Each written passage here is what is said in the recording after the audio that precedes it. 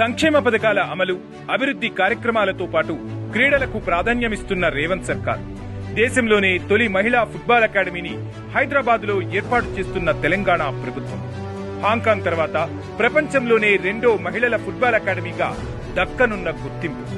దేశంలోనే రెండో పురుషుల ఫుట్బాల్ అకాడమీ తెలంగాణలోనే ఏర్పాటు చేయనున్న రేవంత్ సర్కార్ తెలంగాణ రైజింగ్ 2047 విజన్ డాక్యుమెంట్ లో పలు క్రీడలకు దక్కనున్న ప్రాధాన్యం.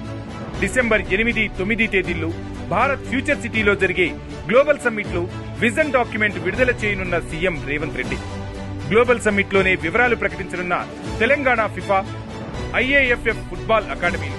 ఇతర క్రీడలతో పాటు అంతర్జాతీయ చెస్ పోటీల నిర్వహణకు సంబంధించిన ప్రకటన వెలువడే అవకాశం. తెలంగాణ రైజింగ్ గ్లోబల్ సమ్మిట్ ద్వారా క్రీడలకు మరింత ప్రాధాన్యమివ్వనున్న రేవంత్ సర్కార్